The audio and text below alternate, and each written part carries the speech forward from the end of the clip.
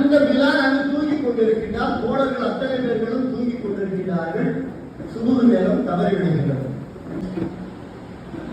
சூரிய உதயமாகின்றது. பெருமானார் ஸல்லல்லாஹு அலைஹி வஸல்லம் அவர்கள் சொன்ன வார்த்தை எல்லாம், இங்கு ஷைத்தான் வந்து விட்டான், இந்த இடத்தில் ஷைத்தான் வந்து விட்டான்.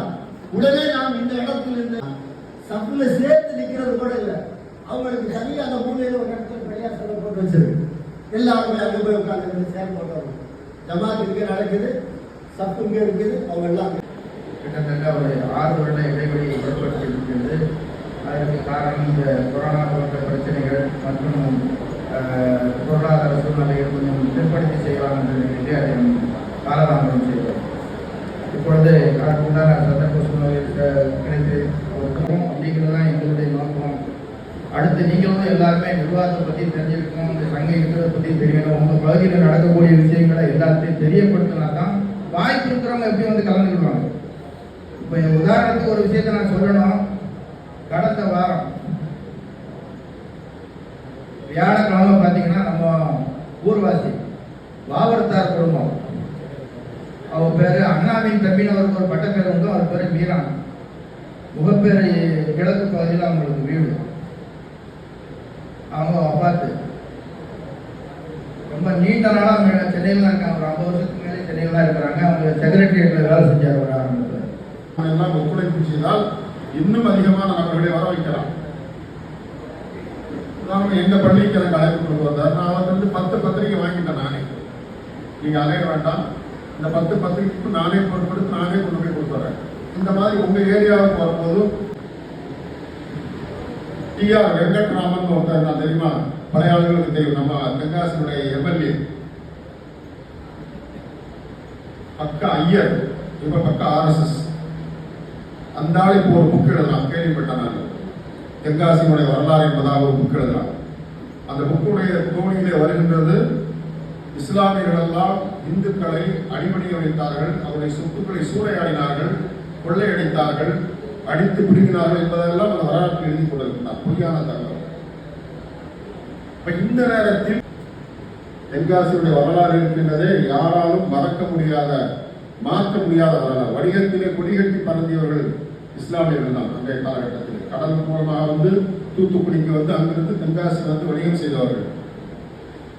இன்னும் வெளிப்படையாக சொல்ல வேண்டும் என்று சொன்னால், கைத்தறி நம்முடைய தென்காசி ஊருக்கு வந்தது கூட ஒரு வரலாறு. தென்காசி வாழ் முஸ்லிம்கள் எல்லாம் வியாபாரம் செய்து தொழில் செய்து வசதியாக இருந்தார்கள். ஆனால் சுதந்திர போராட்டத்துக்கு தென்காசி மக்கள் அவ்வளவு பாடுபட்டார்கள். சொன்ன வாக்கை காப்பாற்றினார்கள், சொன்ன போட்ட கோடை தாண்டாமல் செயல்பட்டார்கள். வியாபாரம் செய்து கொண்டிருக்கக்கூடிய வியாபாரிகள் சுதந்திர போராட்ட நேரத்திலே ஆங்கிலேயருடைய ஆடைகளை நாம் அணியக்கூடாது, இனம் சனாதன கொள்கை காலப்போக்கில் அதெல்லாம் மாறிவிட்டது. இதையெல்லாம் வெளியே எடுத்துக் கொண்டு வர வேண்டும். அதற்கு இப்படிப்பட்ட ஒரு புக், ஒரு 100 பக்கம் 120 பக்கத்தில் ஒரு புக் கிடைக்க வேண்டும்.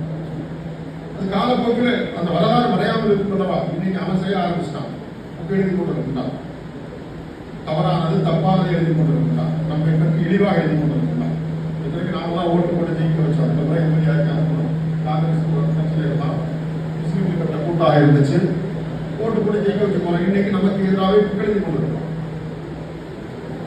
பல விஷயங்கள் இருக்கின்றது. சங்கையான அம்மார்கள், அடியார்களே, தென்காசி தாய்மார்களே, நமக்கு மத்தியிலே இவைகளெல்லாம் நாம் கவனத்தில் எடுத்துக்கொள்ள வேண்டும். அடுத்தடுத்து வரக்கூடிய நிர்வாகம்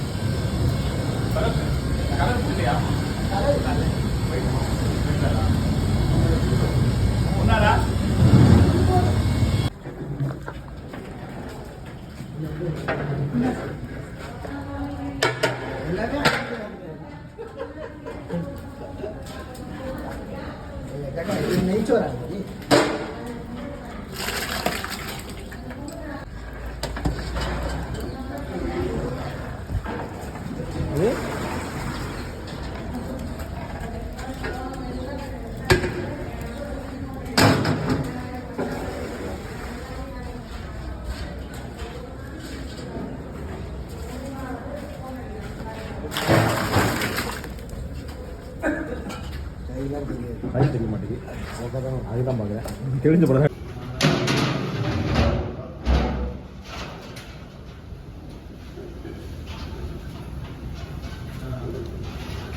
ரெண்டு இடக்கா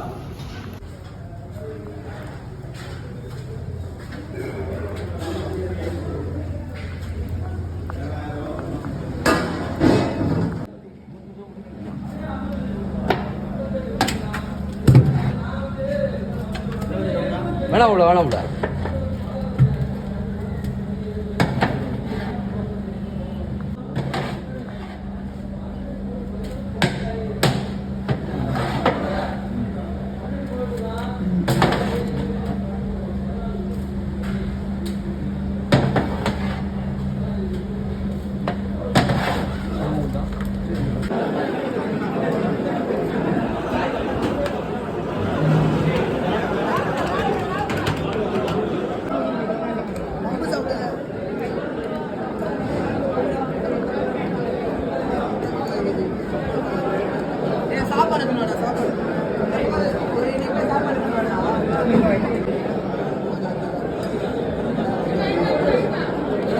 வைங்க கோச்சிக்க மாட்டேன்.